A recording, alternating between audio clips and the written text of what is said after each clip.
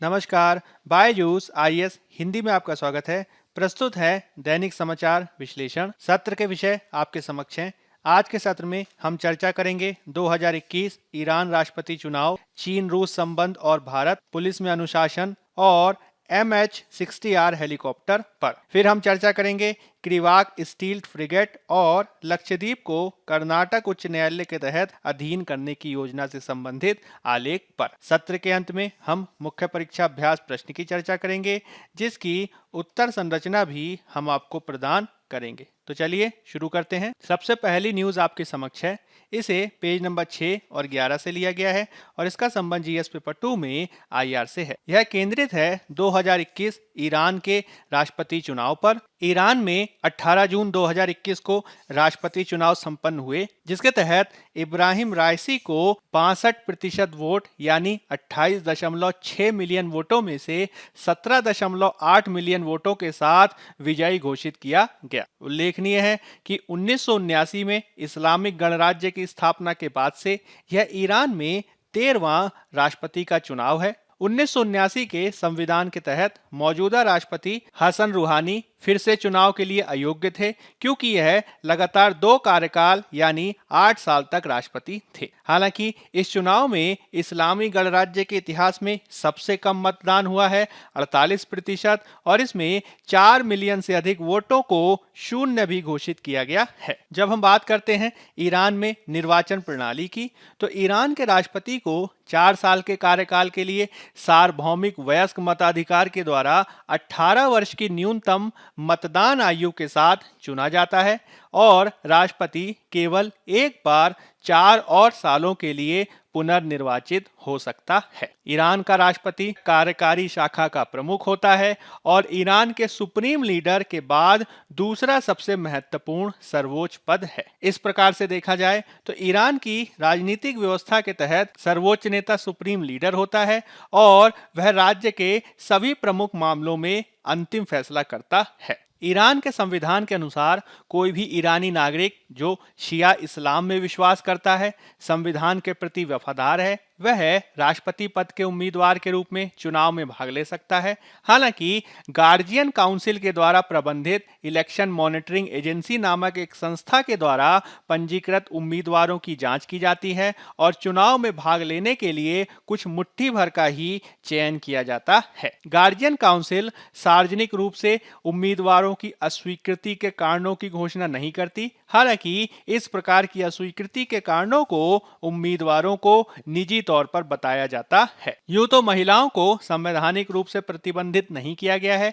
हालांकि इस बार के चुनाव में देखा गया कि उम्मीदवार के रूप में पंजीकृत सभी महिलाओं को गार्जियन काउंसिल द्वारा चुनाव के लिए खारिज कर दिया गया। जब गार्जियन काउंसिल अनुमोदित लोगों को चयन कर लेती है तो उसके बाद इन व्यक्तियों के मध्य सार्वजनिक मतदान रखा जाता है और विजेता वह उम्मीदवार होता है जिसे बहुमत यानी 50% प्लस 1 मत प्राप्त होते हैं। यदि किसी उम्मीदवार को पर्याप्त मत नहीं मिलते तो अगले शुक्रवार को सबसे अधिक मत प्राप्त करने वाले 2 उम्मीदवार के मध्य एक और बार चुनाव होता है और अंतिम रूप से उम्मीदवार का चयन किया जाता है। संवैधानिक प्रावधानों के अनुसार एक बार परिणाम ज्ञात होने के बाद सर्वोच्च नेता को निर्वाचित राष्ट्रपति के डिक्री पर हस्ताक्षर करना चाहिए और यदि वह हस्ताक्षर करने से इनकार करता है तो निर्वाचित राष्ट्रपति पद ग्रहण नहीं करेगा। हालांकि अब तक सर्वोच्च नेता के द्वारा हमेशा ही निर्वाचित राष्ट्रपति के आदेश पर हस्ताक्षर किए गए हैं। जब हम बात करते हैं ईरान के सर्वोच्च नेता यानी सुप्रीम लीडर की, तो इन्हें ईरान की भाषा में रहबर भी कहा जाता है और ये इस्लामी क्रांति 1979 के सर्वोच्च नेता भी माने जाते हैं। इन्हें आधिकारिक तौर पर सुप्रीम लीडरशिप अथॉरिटी भी कहा जाता है और ईरान के वर्तमान सुप्रीम लीडर अली खमनेई हैं। सुप्रीम लीडर के रूप में वह ईरान के इस्लामी गणराज्य के राज्य के प्रमुख और सर्वोच्च राजनीतिक और धार्मिक प्राधिकरण हैं और साथ ही साथ सशस्त्र बल, न्यायपालिका, राज्य टेलीविजन और अन्य प्रमुख सरकारी संगठन जैसे कि गार्जियन काउंसिल आदि भी इन्हीं सुप्रीम लीडर के ही अधीन होती हैं। वर्तमान में अली खमनेई आजीवन इस पद पर बने रहने वाले हैं, जो ईरान में अर्थव्यवस्था, पर्यावरण, विदेश नीति, शिक्षा, राष्ट्रीय योजना और शासन के अन्य सभी पहलुओं पर भी आदेश और फरमान जारी करते हैं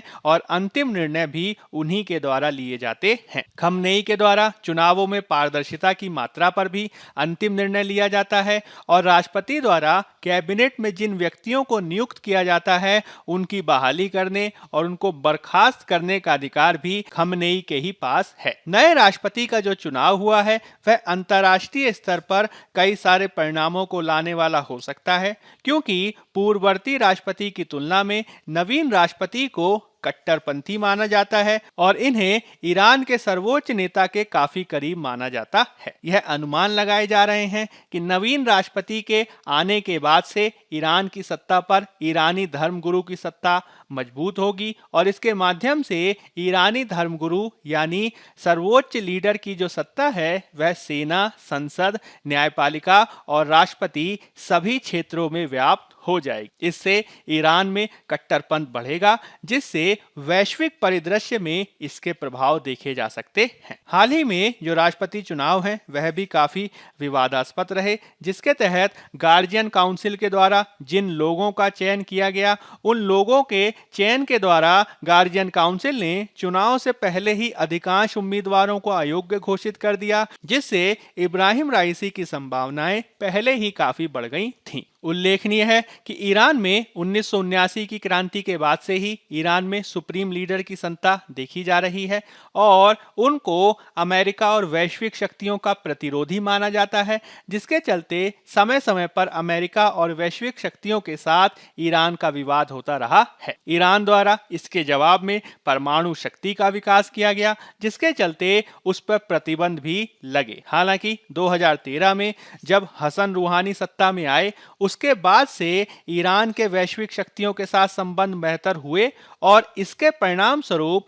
अमेरिका और दुनिया की 6 शक्तियों के साथ मिलकर ईरान ने एक परमाणु समझौता 2015 में किया था। हालांकि जो नवीन राष्ट्रपति आए हैं उसके बाद से यह आशंका जाहिर की जा रही है कि यह जो परमाणु समझौता है यह और भी ज्यादा अनिश्चित हो सकता है। यदि हम इसके कुछ और वैश्विक प्रभावों के रूप में बात करें तो ईरानी परमाणु समझौते के संदर्भ में अब ईरान के द्वारा अधिक कट्टरपंथी रुख को अपनाया जाएगा और साथ ही साथ ईरान के दुनिया के अन्य वैश्विक शक्तियों के साथ जो संबंध हैं वह और भी कटु हो सकते हैं। जैसे कि अब ईरान के इजराइल के साथ संबंध और कटु होंगे। पश्चिम एशिया क्षेत्र में ईरान और सऊदी अरब के मध्य शक्ति प्रदर्शन और प्रतिस्पर्धा बढ़ेगी, जिससे सीरिया और यमन आदि क्षेत्रों में तनाव और भी ज्यादा बढ़ सकता है। यदि ईरान के अमेरिका के साथ संबंध खराब होते हैं तो इसका प्रभाव भारत से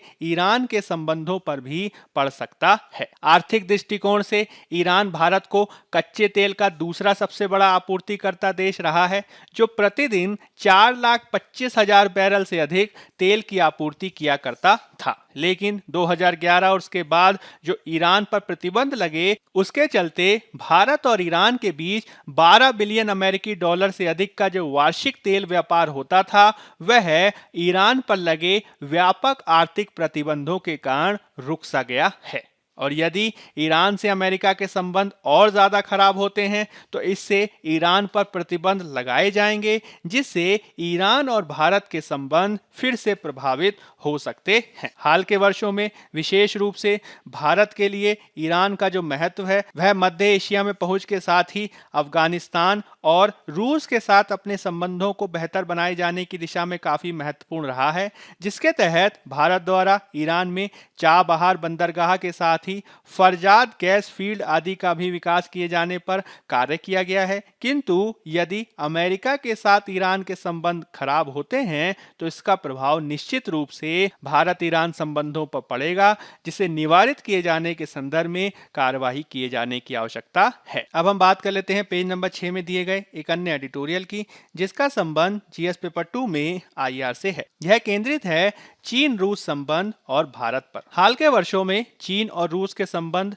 काफी प्रगाढ़ होते देखे गए हैं और 2014 और उसके बाद से जब क्रीमिया पर अधिग्रहण किया गया रूस के द्वारा, तो उसके बाद से तो चीन और रूस के मध्य जो व्यापार है वह काफी फला फूला है। इसके तहत चीन रूस व्यापार दुगने से भी अधिक बढ़कर वर्तमान में 108 अरब डॉलर से अधिक हो गया है और रूस के केंद्रीय बैंक के द्वारा भी अपने चीनी मुद्रा भंडार को 1% से कम से बढ़ाकर अब 13% से अधिक कर लिया गया है। साथ ही साथ चीन और रूस के मध्य जो आयात निर्यात हैं उसमें भी वृद्धि देखी गई है, जिसके तहत मुख्य रूप से चीन के द्वारा औद्योगिक संयंत्रों और प्रौद्योगिकी की एक प्रमुख आपूर्तिकर्ता के रूप में रूस को निर्यात किया गया है, जिसके चलते चीन अब औद्योगिक संयंत्र और प्रौद्योगिकी के प्रमुख आपूर्तिकर्ता के रूप में उसने जर्मनी को भी पीछे पछाड़ दिया है। वर्तमान में रूस के पास नाम मात्र का व्यापार अधिशेष है,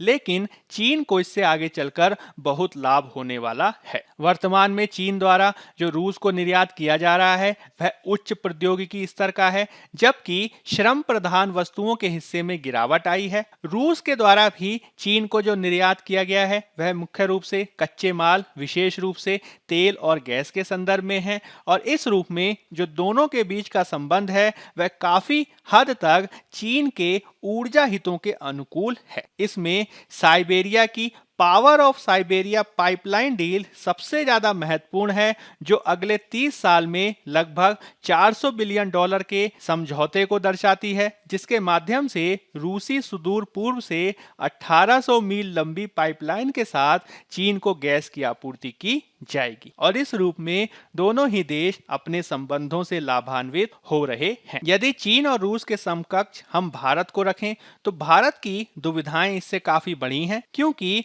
1990 में शीत युद्ध की समाप्ति और सोवियत संघ के पतन के पश्चात रूस के द्वारा अमेरिकी एक ध्रुवीयता का सामना किए जाने के दृष्टिकोण से चीन, भारत और रूस के एक त्रिकोण, जिसे RIC ट्रायंगल कहा जाता है, इसको आगे बढ़ाया गया था। हालांकि वर्तमान में भारत के द्वारा चीन और रूस की तुलना में अमेरिका से अपने संबंधों को बेहतर बनाने के लिए कार्य किया जा रहा है और इसके तहत मुख्य रूप से भारत इंडो पैसिफिक क्षेत्र में अमेरिका, जापान और ऑस्ट्रेलिया के साथ मिलकर कार्य कर रहा है, जिसे हम क्वाड के रूप में जानते हैं। यूं तो इसका प्रारंभ 2007 से ही देखा गया था, हालांकि वर्तमान में इसे और अधिक औपचारिक रूप दिए जाने की दिशा में प्रयास जारी हैं और हाल ही में चारों देशों के द्वारा इसके संदर्भ में एक शिखर सम्मेलन भी आयोजित किया गया था। हालांकि क्वाड में जो भारत की भूमिका है इसे रूस और चीन दोनों के द्वारा आलोचना के दृष्टिकोण से देखा जाता है, क्योंकि इसे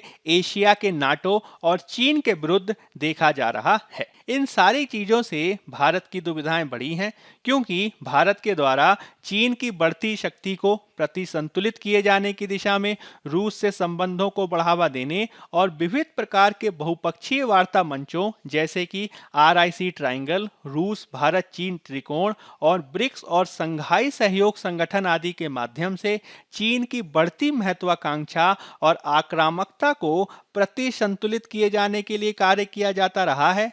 हालांकि कई बार भारत के लिए यह कार्य नहीं कर सका है, जैसे कि जून 2020 में भारत चीन सीमा विवाद अभी तक जारी है और इसी के चलते भारत अब अमेरिका से अपने संबंधों को और बेहतर बनाने की दिशा में कार्य कर रहा है। हालांकि इस प्रकार से संबंधों को बनाने के लिए कई बार भारत के समक्ष दुविधाएं उत्पन्न हो जाती हैं, क्योंकि रूस के साथ भारत का संबंध पारंपरिक तौर पर काफी प्रगाढ़ रहा है और यदि इसी के समकक्ष भारत अमेरिका के साथ अपने संबंधों को स्थापित करता है तो बढ़ती चीन और रूस की प्रगाढ़ता भारत के समक्ष काफी दुविधाओं को उत्पन्न कर सकती है। यही कारण है कि विशेषज्ञों द्वारा ये सलाह दी जाती रही है कि वर्तमान में भारत को किसी भी देश के दबाव में न आकर बहुपक्षीयता और अपनी संप्रभुता के आधार पर रणनीतिक स्वायत्तता को ध्यान में रखते हुए संबंधों को स्थापना करनी चाहिए और इसके तहत अपने हितों के आधार पर एक स्वतंत्र विदेश नीति का परिचालन किए जाने की आवश्यकता है। इसके तहत भारत को चीन से अपनी सीमाओं की रक्षा किए जाने के दृष्टिकोण से कार्य करना होगा और विद्यमान सीमा समझौतों के आधार पर ही कार्यवाही को आगे बढ़ावा दिया जाना चाहिए। विशेष रूप से भारत को इसके संदर्भ में अपनी संप्रभुता, अपने हितों और स्वायत्ता को बनाकर रखने की आवश्यकता है और इसी के चलते भारत एक ओर तो रूस और चीन से और दूसरी तरफ अमेरिका से भी अपने संबंधों को बेहतर ढंग से संतुलित किए जाने की दिशा में कार्य कर सकता है। अब हम बात कर लेते हैं पेज नंबर 7 में दिए गए एक एडिटोरियल की, जिसका संबंध जीएस पेपर 3 में आंतरिक सुरक्षा से है। यह केंद्रित है पुलिस में अनुशासन के मामले से। हाल ही में सीबीआई के डायरेक्टर सुबोध कुमार जायसवाल के द्वारा कार्यालय क्षेत्र में सीबीआई अफसरों को फॉर्मल ड्रेस पहने जाने के संदर्भ में आदेश जारी किया गया और इसी प्रकार का आदेश समय समय पर CRPF, Delhi police, Bihar police आदि में भी जारी किए जाते रहे हैं। इसके माध्यम से यह कोशिश की जाती है कि पुलिस अधिकारी और जवान औपचारिकता के साथ कार्य कर सकें और इसी के तहत कार्य और ड्यूटी के दौरान भी उन पर मोबाइल फोन का प्रयोग करने और चैटिंग करने पर भी प्रतिबंध लगाया जाता रहा है। विशेषज्ञों का ये मानना है कि इस प्रकार के उपायों के माध्यम से न केवल पुलिस बलों में अनुशासन स्थापित किया जा सकेगा, अपितु एक बेहतर पुलिस कार्य संस्कृति को भी बढ़ावा दिया जा सकेगा, उसमें प्रोफेशनलिज्म को लाया जा सकेगा और इसमें औपचारिकता को और ज्यादा शामिल किया जा सकेगा। साथ ही साथ यह भी देखा गया है कि जब पुलिस कार्य बल के द्वारा और ज्यादा औपचारिकता और प्रोफेशनलिज्म के साथ कार्य किया जाता है तो इससे पुलिस बलों के प्रति जनता में सम्मान की भावना भी बढ़ती है। इस पूरे मामले के संदर्भ में हमें कुछ और भी आदेशों को ध्यान में रखा जाना चाहिए, जिसके तहत पुलिस बलों को ज्यादा सेकुलर और पंथ निरपेक्ष दिखाए जाने के दृष्टिकोण से इस बात का भी आदेश दिया जाता है कि पुलिस बलों के द्वारा अपना कार्य और ड्यूटी करते समय किसी प्रकार के धार्मिक चिन्ह को धारण न किया जाए, जैसे कि उनके द्वारा माथे पर तिलक आदि न लगाया जाए और संवैधानिक रूप से केवल सिखों को इस रूप में छूट दी गई है। हाल के समय में पुलिस की वर्दी के संदर्भ में भी इस प्रकार का अनुशासन बनाकर रखा गया है, जिसमें केवल पुलिस वालों को ही पुलिस की खाकी वर्दी पहनने की अनुमति दी जाती है और यदि दूसरे प्रकार के सिविल डिफेंस वाले वॉलंटियर आदि से पहनते हैं तो उसको इसकी अनुमति नहीं दी जाती है। उम्मीद की जाती है कि इस प्रकार के पुलिस अनुशासन के साथ ही न केवल गुणवत्ता बढ़ेगी अपितु परिचालनता भी बढ़ सकेगी, जिससे आगे चलकर पुलिस बलों में और भी प्रोफेशनलिज्म का विकास किया जा सकता है। हालांकि हमें इसके संदर्भ में यह भी सुनिश्चित किया जाना चाहिए कि विशेष रूप से पुलिस बलों का समय समय पर स्वास्थ्य परीक्षण किया जाना चाहिए और कोरोना काल में तो भले ही यह पूर्ण रूप से लागू न कराया जा सके, किंतु कोरोना काल बीतने के बाद इसे बेहतर ढंग से लागू किए जाने के संदर्भ में कार्य किए जाने की आवश्यकता है। अब हम बात कर लेते हैं पेज नंबर 8 में दिए गए एक आलेख की, जिसका संबंध जीएस पेपर 2 में आईआर से है। यह केंद्रित है MH-60R हेलीकॉप्टर से। हाल ही में MH-60R बहुभूमिका वाले हेलीकॉप्टरों पर प्रशिक्षण के लिए 18 नौसेना कर्मियों की एक टीम अमेरिका पहुंची है, जिन्हें MH-60R बहुभूमिका वाले हेलीकॉप्टरों के संदर्भ में प्रशिक्षण दिया जाएगा। उल्लेखनीय है कि भारत द्वारा फरवरी 2020 में 24 MH-60R मल्टी रोल हेलीकॉप्टर के संदर्भ में एक डील साइन की गई थी, जिसके फर्स्ट बैच के भारत में जून 2022 तक पहुंचने की आशा है। उल्लेखनीय है कि इन हेलीकॉप्टरों का निर्माण लॉकहीड मार्टिन द्वारा किया जाना है, जिसका भारत द्वारा अधिग्रहण रक्षा प्रक्रिया के माध्यम से किया गया है। जब हम बात करते हैं इन हेलीकॉप्टरों की तो MH-60R हेलीकॉप्टरों को दुनिया का सबसे उन्नत समुद्री हेलीकॉप्टर माना जाता है और इस प्रकार की खरीदी से भारत को सतह रोधी और पनडुब्बी रोधी अभियानों को किए जाने की दिशा में काफी बेहतर क्षमता प्राप्त होगी। साथ ही साथ समुद्री क्षेत्र में यह खोज और बचाव और संचार सहित अन्य मिशनों को करने की नौसेना की क्षमता को भी काफी बढ़ा देगा। यह जो डील है यह भारत अमेरिका रक्षा संबंधों को भी काफी बेहतर ढंग से स्थापित करती है, क्योंकि 2008 और उसके बाद से भारत अमेरिकी रक्षा संबंध 1 बिलियन अमेरिकी डॉलर से बढ़कर वर्तमान में 18 बिलियन अमेरिकी डॉलर से भी अधिक हो गए हैं और इस रूप में रूस के बाद अब अमेरिका ने भारत के दूसरे सबसे बड़े हथियार आपूर्तिकर्ता का स्थान ग्रहण कर लिया है। हाल के वर्षों में अमेरिका से भारत ने कई महत्वपूर्ण विमानों और हथियारों की खरीद की है, इसमें हरक्यूलिस विमान, ग्लोब मास्टर विमान, P-8 पोसिडॉन विमान, Apache helicopter, Chinook helicopter, M-77 howitzer बंदूकें आदि महत्वपूर्ण हैं। साथ ही साथ महत्वपूर्ण क्रिटिकल टेक्नोलॉजी आदि दिए जाने के संदर्भ में भी अमेरिका ने भारत को महत्वपूर्ण भूमिका दी है, जिसके तहत 2016 में अमेरिका द्वारा भारत को एक अद्वितीय प्रमुख रक्षा भागीदार यानी मेजर डिफेंस पार्टनर का नाम दिया गया था। और साथ ही साथ 2018 में अमेरिका द्वारा भारत को सामरिक व्यापार प्राधिकरण 1 का दर्जा दिया गया था, जिसे हासिल करने वाला भारत दक्षिण कोरिया और जापान के बाद तीसरा एशियाई देश है। इन सभी पदनामों से भारत और अमेरिका के रक्षा संबंध इस रूप में व्यवस्थित हुए हैं कि अब भारत अमेरिका से प्राप्त होने वाली डुअल यूज टेक्नोलॉजी और क्रिटिकल टेक्नोलॉजी को प्राप्त कर पाने में सफल होगा। और इसके संदर्भ में भारत ने अमेरिका के साथ एक कोमकासा समझौते पे भी हस्ताक्षर किए हैं, जिसे संचार संगतता और सुरक्षा समझौते के रूप में जाना जाता है, जो अमेरिका को भारत में सुरक्षित संचार उपकरण स्थानांतरित करने, सैन्य उपकरण अंतर प्रचालनीयता और वास्तविक समय डेटा साझा करने के लिए कानूनी अधिकार प्रदान करता है। भारत इस माध्यम से उम्मीद कर रहा है कि वह हिंद महासागर क्षेत्र में एक नेट सिक्योरिटी प्रोवाइडर के रूप में अपनी बढ़ी हुई क्षमता का उपयोग कर पाएगा और साथ ही साथ हिंद महासागर आदि क्षेत्रों में जो समुद्री डकैती और मादक पदार्थ तस्करी जैसी क्षेत्रीय खतरे हैं, उनसे भी बचाव कर पाने में भारत की क्षमता का प्रयोग किया जा सकेगा। साथ ही साथ भारत इस रूप में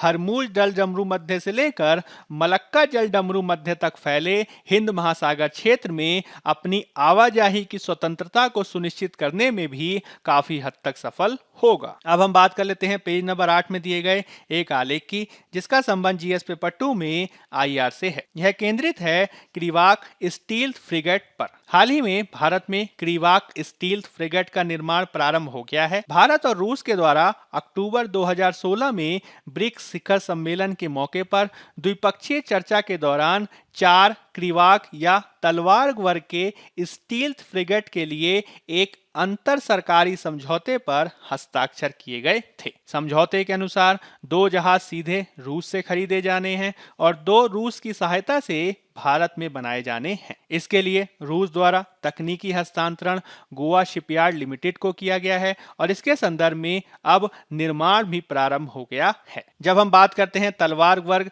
युद्धपोत की, तो भारतीय नौसेना के तलवार श्रेणी के युद्धपोत रूस में भारत रूस संयुक्त उत्पादन के तहत बनाए गए हैं और यह तलवार श्रेणी के मिसाइल फ्रिगेट युद्धपोत रूस से संशोधित क्रीवाक 3 श्रेणी के युद्धपोत हैं। यानी जब हम बात करते हैं क्रीवाक श्रेणी के युद्धपोत की, तो भारत में उसे तलवार वर्ग के युद्धपोत के रूप में जाना जाता है, जिसमें 4000 टन का विस्थापन और 30 समुद्री मील की गति है और ये मुख्य रूप से दुश्मन की पनडुब्बियों और बड़े जहाजों को खोजने और नष्ट किए जाने के संदर्भ में समय समय पर किए जाने वाले नौसैनिक मिशनों को पूरा करने में सक्षम है। इस रूप में भारत का ये एक बेहतरीन युद्धपोत है, जिसे रूस की सहायता से भारत द्वारा अब भारत में ही निर्माण किए जाने की दिशा में पहल की गई है। इस युद्धपोत की एक महत्वपूर्ण विशेषता इसकी स्टील्थ प्रौद्योगिकी है, जिसके माध्यम से यह न केवल रडार के पहुंच से बच सकता है, साथ ही साथ यह विद्युत चुंबकीय, ध्वनि और अवरक्त आदि संकेतों को भी कम कर पाने में काफी हद तक सक्षम है। और इस रूप में यह एक विशेष प्रकार के पतवार डिजाइन के साथ आता है और इस माध्यम से यह दुश्मन की पहुंच से काफी दूर हो पाता है। अब हम बात कर लेते हैं पेज नंबर 8 में दिए गए एक आलेख की, जिसका संबंध जीएस पेपर 2 में पॉलिटी से है। यह केंद्रित है लक्षद्वीप को कर्नाटक उच्च न्यायालय के अधीन करने की योजना से। हाल ही में लक्षद्वीप प्रशासन के द्वारा लक्षद्वीप के न्याय क्षेत्र को केरल हाईकोर्ट से हटाकर कर्नाटक हाईकोर्ट में परिवर्तित किए जाने पर विचार किया जा रहा है। यह इस रूप में भी किया जा रहा है क्योंकि दिसंबर 2020 के बाद प्रफुल्ल पटेल के लक्षद्वीप का प्रशासक बनने के बाद से ही अनेक प्रकार के विवाद देखे जा रहे हैं, जिसके तहत प्रफुल्ल पटेल के द्वारा लक्षद्वीप का विकास किए जाने के संदर्भ में जो विविध प्रकार के विनियमन और प्रस्तावों को लाया गया, उसका वर्तमान में व्यापक विरोध देखा जा रहा है। और यह विरोध इस हद तक है कि कई सारे विनियमों को चुनौती दिए जाने के संदर्भ में बहुत सारी पिटिशंस को केरल के हाई कोर्ट में दाखिल किया गया है। जिस प्रकार से अनेक मामलों को न्यायालय में चुनौती दी गई है, इससे बचने के लिए अब यह विचार किया जा रहा है कि क्यों ना हम इस न्यायिक क्षेत्राधिकार को केरल हाई कोर्ट से हटाकर कर्नाटक हाई कोर्ट में कर दें और संवैधानिक प्रावधानों के अनुसार संविधान के अनुच्छेद 241 के अनुसार संसद कानून बनाकर ऐसा कर सकती है। हालांकि इस निर्णय का भी विरोध संभावित है, जिसे निवारित किए जाने की दिशा में कार्य किए जाने की आवश्यकता है। अब हम बात कर लेते हैं मुख्य परीक्षा अभ्यास प्रश्न की। पहला प्रश्न है, हाल ही में ईरान के राष्ट्रपति चुनावों की पृष्ठभूमि में ईरान की राष्ट्रपति चुनाव पद्धति का संक्षिप्त विवरण देते हुए राष्ट्रपति चुनावों के वैश्विक निहितार्थों को स्पष्ट करें। 15 अंक 250 शब्द। दूसरा प्रश्न है, चीन की वैश्विक दृष्टि की रूस की गैर आलोचनात्मक वकालत भारत को काफी भ्रमित कर रही है। भारतीय हितों को ध्यान में रखते हुए चर्चा करें। 15 अंक 250 शब्द। पहले उत्तर की संरचना की भूमिका में आप ईरान में हालिया राष्ट्रपति चुनाव का संक्षिप्त विवरण देंगे और इसके मुख्य भाग में आप ईरान में राष्ट्रपति चुनावों के संदर्भ में पद्धति को संक्षेप में स्पष्ट करेंगे और इसके वैश्विक निहितार्थों को स्पष्ट करेंगे। इसमें भारत के संदर्भ में संभावित प्रभावों को भी बताएंगे और अंत में एक उपयुक्त सकारात्मक निष्कर्ष प्रस्तुत करते हुए अपने उत्तर को पूर्ण करेंगे। दूसरे उत्तर की संरचना की भूमिका में आप हाल के रूस चीन संबंधों का संक्षिप्त विवरण देंगे और इसके मुख्य भाग में आप रूस चीन संबंधों की पृष्ठभूमि में भारत अमेरिकी संबंधों को भी स्पष्ट करेंगे। इसके संदर्भ में आप कुछ वैश्विक उदाहरण देंगे और भारत के समक्ष विकल्पों की भी चर्चा करेंगे। अंत में आप एक उपयुक्त सकारात्मक निष्कर्ष प्रस्तुत करेंगे और इस रूप में आपका उत्तर पूर्ण होगा। बायजूस आईएएस हिंदी के आज के अंक में फिलहाल इतना ही। धन्यवाद।